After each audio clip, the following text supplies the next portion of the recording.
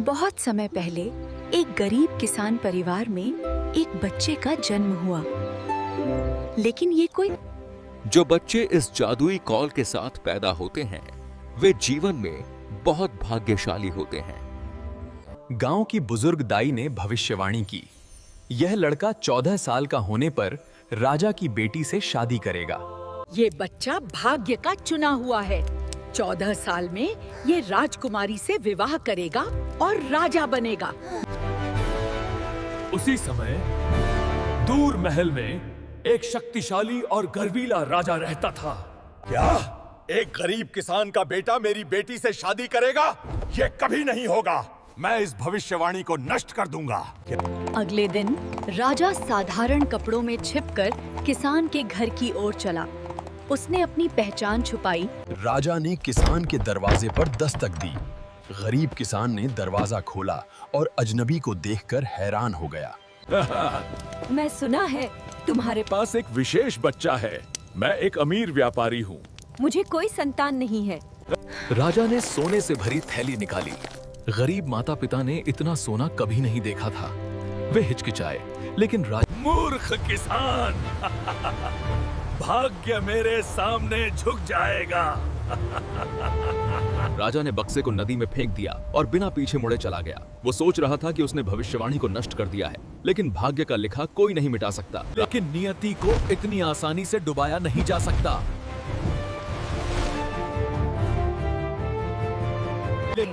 लेकिन जादुई कॉल ने बच्चे की रक्षा की। बक्सा डूबा नहीं, बल्कि धीरे धीरे नदी पर तैरता रहा। बक्सा तैरते तैरते एक चक्की के पास पहुंच गया। चक्की का मालिक और उसकी पत्नी बच्चों की चाहत रखते थे, लेकिन उनके कोई संतान नहीं थी। भगवान का चमत्कार, एक बच्चा। वो जीवित है। देखो, उसके सिर पर सुनहरा कॉल है। चक्की मालिक और उसकी पत्नी ने बच्चे को अपना बेटा मान लिया। उन्होंने उसे प्यार से पाला। उन्होंने उसका नाम रखा लकी। वर्ष बीत गए, बच्चा बड़ा हुआ। वो मजबूत, बुद्धिमान और दयालु युवा बन गया। 14 साल बीत चुके थे। लकी बॉय अब एक सुंदर और मजबूत युवा था। वो चक्की में कड़ी मेहनत करता था और सभी उसे प्यार करते थे। लेकिन एक दिन राजा फिर से उसी रास्ते से गुजर रहा था। उसकी गाड़ी टूट गई एवं उसे चक्की में रुकना पड़ा। राजा चक्की पर रुका। चक्की मालिक ने उसका स्वागत किया और अपने बेटे को पेश किया। ये सुंदर युवा कौन है?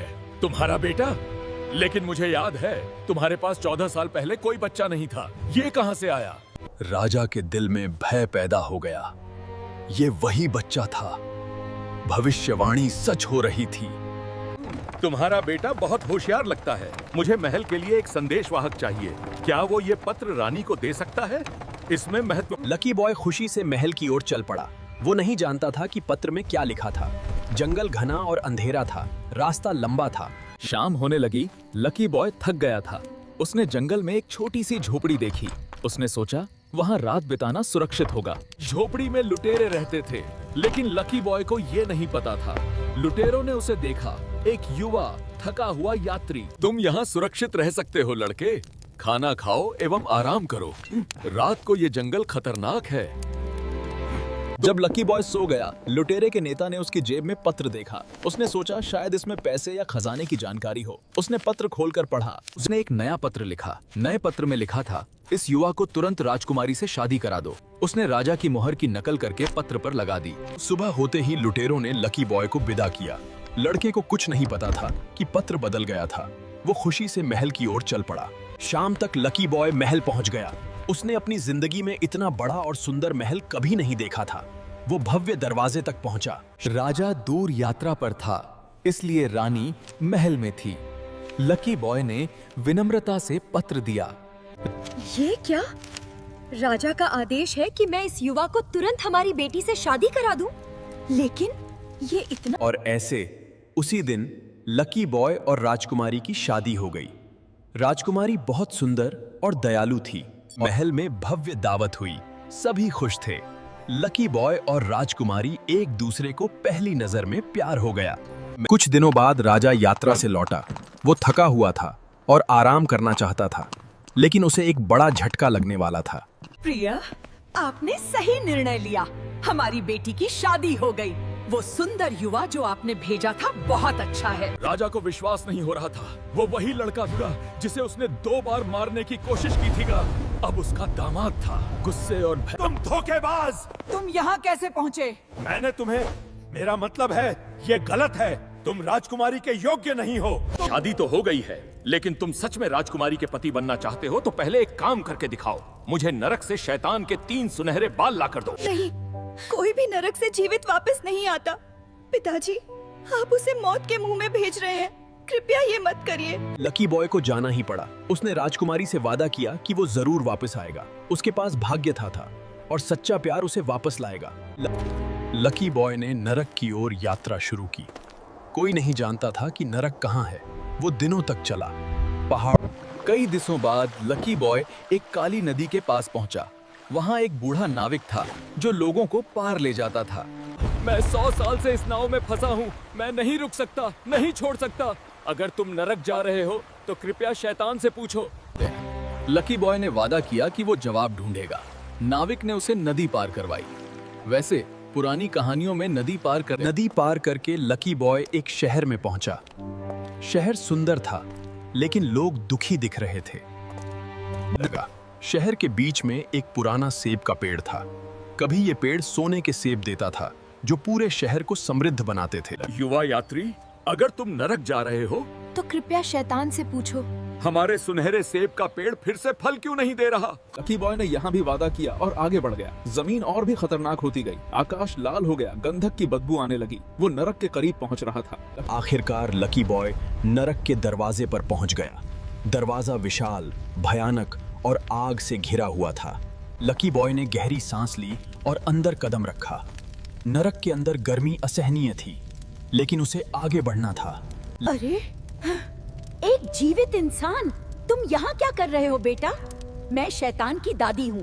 मेरा पोता बहुत। दादी जी, मुझे शैतान के 3 सुनहरे बाल चाहिए। राजा ने ये असंभव काम दिया है। मैं राजकुमारी से प्यार करता हूँ। क्या आप मेरी मदद करेंगी? तुम्हारा दिल साफ है बेटा। तुम्हारा भाग्य भी तुम्हारे साथ है। मैं तुम्हारी मदद करूंगी, लेकिन मेरा पोता घर आने वाला है। दादी ने जादू किया और लकी बॉय को एक चींटी में बदल दिया। अब शैतान उसे नहीं देख सकता था। तभी धड़धड़ाहट के साथ शैतान घर लौटा। दादी, मुझे ताजे इंसान की खुशबू आ रही है। यहाँ कोई है। मैं उसे खोज लूंगा और खा जाऊंगा। बकवास। तुम बहुत थके हो इसलिए गलत सूंघ रहे हो। आओ, खाना खाओ और सो जाओ। मैं तुम्हारे सिर की मालिश करूंगी। शैतान खाना खाकर दादी की गोद में सो गया। दादी उसके सिर पर हाथ फेरने लगी। चींटी बनी लकी बॉय छुपकर देख रही थी। जब शैतान गहरी नींद में सो गया, दादी ने धीरे से एक सुनहरा बाल पकड़ा और झटके से खींच लिया।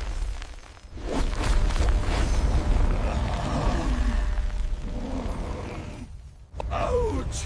दादी, तुमने मेरा बाल क्यों खींचा? बहुत दर्द हुआ। माफ करो बेटा, मैं बुरा सपना देख रही थी। मैंने सपना देखा कि एक नदी पर एक बूढ़ा नाविक वो मूर्ख नाविक, मैंने उसे शाप दिया है। अगर वो किसी को अपनी नाव का चप्पू पकड़ा। छुपी हुई चींटी ध्यान से सुन रही थी। लकी बॉय ने पहला जवाब सुन लिया था। शैतान फिर से सोने लगा। दादी इंतजार कर रही थी। उसे 2 और बाल चाहिए थे। थोड़ी देर बाद जब शैतान फिर गहरी नींद में था, दादी ने दूसरा सुनहरा बाल पकड़ा और फिर से खींच लिया।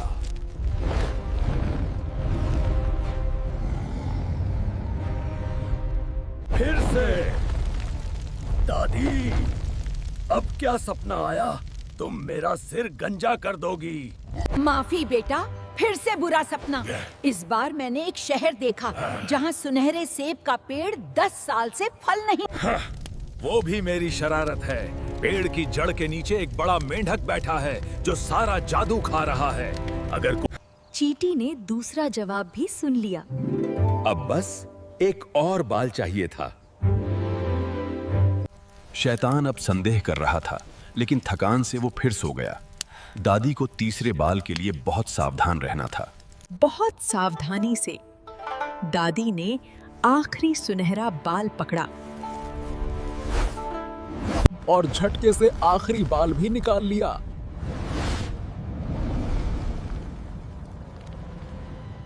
तीसरी बार दादी, मेरे सारे सुनहरे बाल गए। अब माफ करो बेटा, इस बार मैंने एक गरीब किसान परिवार देखा जो एक भाग्यशाली बच्चे के बारे में चिंतित था। तुम्हारे सपने बहुत अजीब हैं दादी। भाग्यशाली बच्चे? मुझे परवाह नहीं, अब मुझे सोने दो और मेरा सिर मत छुओ। जब शैतान फिर सो गया, दादी ने लकी बॉय को वापस इंसान बना दिया। उसने तीनों सुनहरे बाल उसे दे दिए। जाओ बेटा, तुम्हारा भाग्य तुम्हारे साथ है। जिन लोगों से तुमने वादा किया है उन्हें जवाब दे देना। तुम्हारा प्यार तुम्हें वापस ले जाएगा। लकी बॉय नरक से सफलता के साथ बाहर आया। उसके पास 3 सुनहरे बाल थे और 3 सवालों के जवाब थे। अब उसे वापस जाना था। शैतान ने कहा कि एक मेंढक जड़ों के नीचे छुपा है। वो पेड़ का सारा जादू खा रहा है। मुझे उसे निकालना होगा। वहां सच में एक विशाल मेंढक था। लकी बॉय ने उसे मार दिया।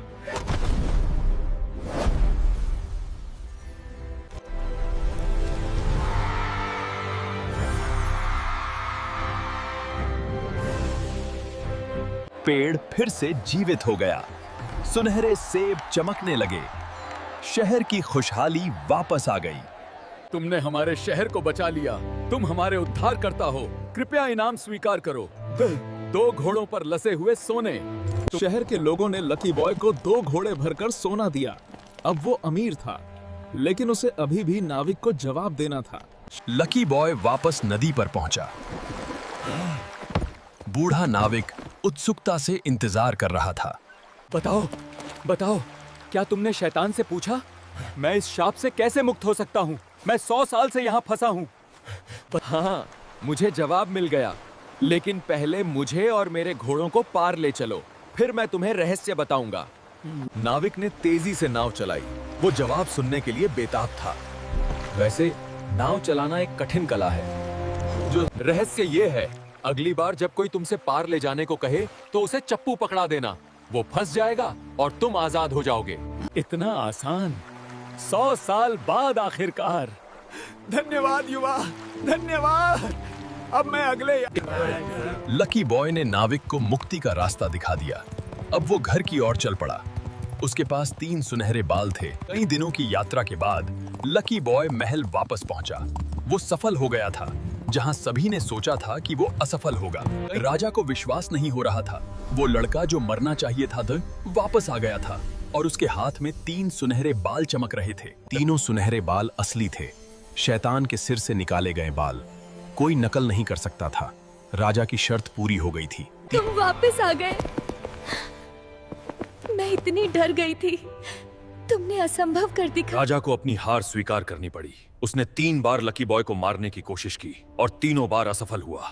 भाग्य को कोई नहीं बदल सकता। ठहरो, वे घोड़े जो मैं देख रहा हूँ वे सोने से लदे हुए हैं। तुम्हें ये इतना सोना कहाँ से मिला? ओ ये तो कुछ भी नहीं है महाराज। नरक के रास्ते में एक नदी है। उस नदी के किनारे रेत में सोना बिखरा पड़ा है। राजा के दिल में लालच जाग गया। सोना, पहाड़ों जितना सोना। वो सब कुछ भूल गए। कहाँ? ठीक कहाँ है ये नदी? मुझे रास्ता बताओ, मैं अभी जाऊंगा। पहाड़ों जितना सोना। बहुत आसान है महाराज। पहाड़ों को पार करो, जंगल से गुजरो, फिर तुम एक काली नदी देखोगे। वहाँ एक नाविक है, वो तुम्हें नदी पार ले जाएगा। राजा लालच में अंधा हो गया। अगली सुबह ही वो नदी की ओर चल पड़ा। रानी और दरबारी उसे रोकने की कोशिश कर रहे थे, लेकिन वो नहीं सुन रहा था। राजा तेजी से नदी की ओर भागा। उसका दिमाग सिर्फ सोने के बारे में सोच रहा था। वो भूल गया था कि लालच हमेशा सजा लाता है। नाविक, मुझे तुरंत पार ले चलो। मैं राजा हूँ, जल्दी करो। नाविक मुस्कुरा रहा था। आखिरकार उसकी मुक्ति का समय आ गया था। वो नाव को नदी के बीच में ले गया। पकड़ो,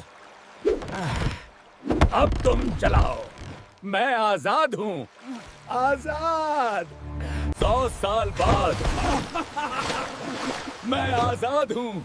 अलविदा मूर्ख राजा, अब तुम्हारी बारी है नाव। राजा समझ गया, उसे धोखा दिया गया था। अब वो हमेशा के लिए नाव में फंस गया था। और इस तरह लालची राजा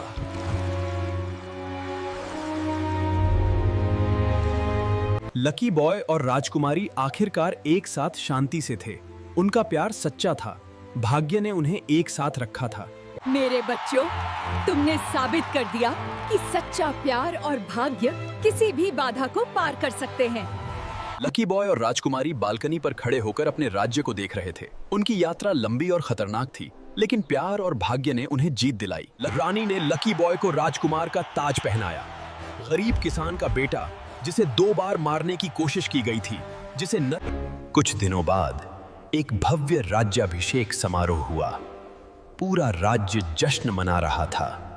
लकी बॉय वेदी पर खड़ा था, अपनी दुल्हन का इंतजार कर रहा था। वो सोच रहा था, गरीब किसान के बेटे से लेकर फिर वो आई है, उसकी राजकुमारी। वो इतनी सुंदर लग रही थी कि पूरी सभा ने...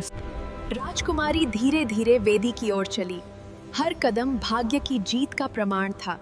2 दिल जिन्हें लकी बॉय की आंखों में खुशी के आंसू थे। उसने नरक की यात्रा की थी, मौत का सामना किया था, असंभव काम पूरे किए थे, सब इस एक पल के लिए। 2 हाथ मिले, 2 दिल एक हुए। 2 आत्माएं जो भाग्य ने जोड़ी थीं, आखिरकार एक साथ आईं। पुजारी ने पवित्र अंगूठियां उठाई। ये अंगूठियां केवल सोना नहीं थी, ये उनके अटूट प्यार का प्रतीक थी। मैं वादा करता हूँ कि मैं हमेशा तुम्हारे साथ रहूंगा, तुम्हारी रक्षा करूंगा और तुमसे प्यार करूंगा। मैं वादा करती हूँ कि मैं हमेशा तुम्हारे साथ रहूंगी, तुम पर विश्वास करूंगी और तुम्हें प्यार करूंगी। भाग्य के आशीर्वाद से, प्रेम की शक्ति से और ईश्वर की कृपा से बाद मैं आप दोनों को पति और पत्नी। और फिर सबसे जादुई पल की उनका पहला चुंबन पति और पत्नी के रूप में। पूरा चैपल खुशी से फट पड़ा। घंटियां बजीं, फूल बरसे, कबूतर उड़े। नव विवाहित जोड़ा गलियारे से गुजरा। वे अब केवल लकी बॉय और राजकुमारी नहीं थे। शाम को एक भव्य दावत हुई। पूरा महल चमक रहा था। ऐसा उत्सव पहले कभी नहीं हुआ था। नव विवाहित जोड़ा खुशी से चमक रहा था। उन्होंने एक साथ हर बाधा का सामना किया था। अब वे अपनी जीत का जश्न मना रहे थे। फिर सबसे परंपरागत क्षण पूर्ण पहला नृत्य। सारे मेहमान देखने के लिए इकट्ठा हो गए। गीत बजा और वे नाचने लगे। 2 आत्माएं एक लय में, 2 दिल एक धड़कन। वे एकदम परफेक्ट सामंजस्य में घूमे। हर कदम प्यार से भरा था, हर मोड़। जल्द ही अन्य लोग भी नृत्य में शामिल हो गए। पूरा हॉल खुशी से भर गया। उत्सव सुबह तक चला। रात भर महल में खुशी मनाई गई। बाहर पूरा राज्य शांति से सो रहा था। सुबह होते ही नया राजकुमार और राजकुमारी अपने राज्य को देख रहे थे। उनकी यात्रा खत्म हो गई थी, लेकिन उनकी कहानी अभी शुरू हो रही थी। राज्य समृद्ध हुआ। सुनहरे सेब का पेड़ फिर से फल दे रहा था। चक्की अनाज पीस रही थी। और इस तरह भाग्यशाली लड़का और राजकुमारी खुशी से रहने लगे। उन्होंने साबित कर दिया कि भाग्य से मत लड़ो, उसे गले लगाओ, प्यार में विश्वास रखो और याद रखो, असली खजाना